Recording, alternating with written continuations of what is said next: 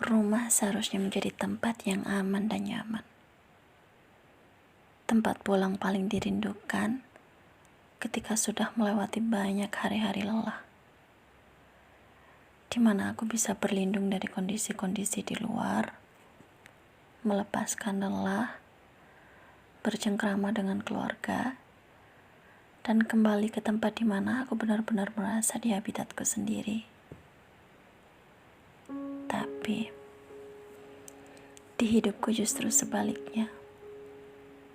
Aku malah merasa tidak nyaman, merasa terpenjara di sebuah gubuk yang kecil, tempat yang harusnya jadi tempat istirahat dan pulang, malah bikin tambah stres, malah bikin tambah capek.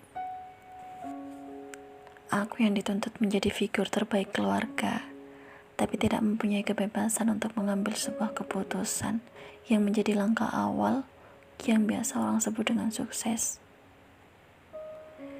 Aku yang haus akan kebebasan berekspresi, karena orang tua yang punya perspektif sendiri tanpa melihat potensi atau kemampuan yang bisa aku lakuin.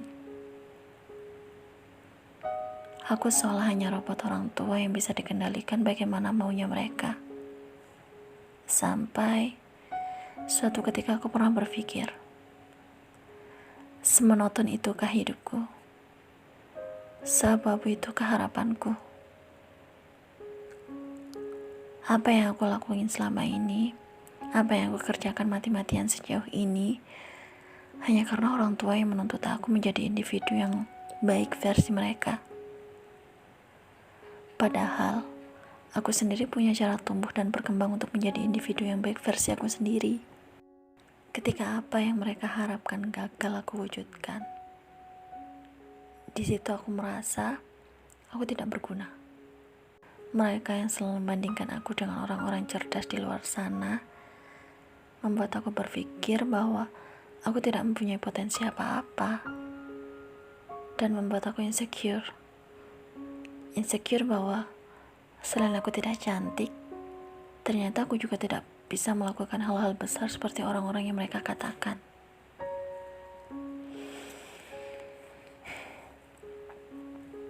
Selain itu, aku pernah berkeinginan untuk menjadi seorang konten kreator, pengusaha sukses, yang aku pikir ini adalah salah satu jalan untuk aku bisa berkembang menjadi manusia layaknya manusia selain jalan kuliah. Setelah aku mencoba mengatakan hal ini kepada orang tuaku, harapanku orang tua bisa support aku, bisa memfasilitasi keinginanku, bisa membimbing dan menuju jalan yang aku mau. Tapi jangankan mendukung, restu aja aku gak dapat dari mereka. Malah justru respon mereka membuat aku down. Katanya aku gak akan bisa melakukan semua itu dalam satu waktu. Kalau aku menjadi konten kreator, berwirausaha, kuliahku akan keteteran. Lagi pula kontenku juga gak banyak manfaatnya untuk orang-orang. Ya, di situ aku merasa orang yang seharusnya ada untuk menjadi support system terbaikku malah menjadi toxic system. Kalau kalian pernah merasakan hal yang sama sepertiku, it's okay. Ini bukan akhir dari segalanya, guys. Kita memang tidak pernah bisa meminta untuk terlahir di keluarga yang seperti apa, orang tua yang bagaimana, kondisi fisik yang gimana. Tapi kita punya jalan untuk keluar dari hal-hal yang menurut kita toksik. Ada beberapa cara yang bisa aku bagikan ke kalian bagaimana cara untuk menghadapi toxic parent itu tadi. Yang pertama yaitu belajar menerima dan memaafkan orang tua kita. Mungkin maksud dari semua didikan orang tua kita itu adalah demi kebaikan kita, hanya saja mereka salah dalam mendidiknya. Maka dari itu, kita harus bisa belajar menerima dan memaafkannya. Yang kedua, yaitu fokus terhadap sesuatu yang bisa kita kontrol, seperti emosi, perilaku, dan pikiran. juga mencari lingkungan lain yang positif dan lebih suportif selain dari keluarga kita. Karena ketika kita mempunyai lingkungan yang baru, yang lebih sehat, tentu kita harapannya lebih sehat lagi sebagai individu. Kemudian lakukan saja sesuatu yang apa menurutmu itu baik, tapi tidak mendapat respon yang baik dari keluarga.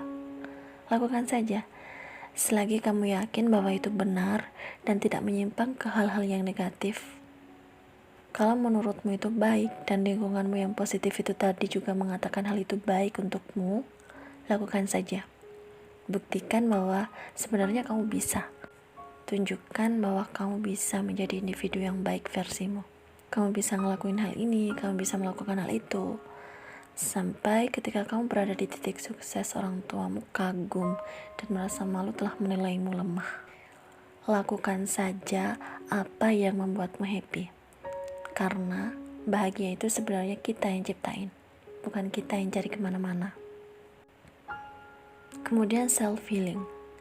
Sebenarnya kita juga butuh waktu untuk mengoreksi diri kita sendiri. Butuh waktu mengobrol dengan diri kita sendiri untuk menstabilkan emosi dan kesehatan mental kita. Self-healing ini kita bisa lakukan dengan menulis semua di buku tentang apa yang kita rasakan, atau pergi ke tempat-tempat di mana kita merasa nyaman, atau bahkan melakukan hal-hal yang bisa mengembalikan mood kita kembali. Intinya, self-healing ini kita memberikan waktu khusus untuk kita sendiri, waktu untuk memanjakan diri kita sendiri agar kesehatan jiwa dan mental kita untuk tetap stabil. Jadi, itu tadi tips for healing in a toxic family relationship dari aku. Pesanku, lakukan saja apa yang bikin kamu bahagia dan itu positif, karena kamu itu berharga. Kamu memiliki potensi yang luar biasa yang gak semua orang memilikinya. And finally, kita semua unik dan kita semua istimewa versi diri kita masing-masing.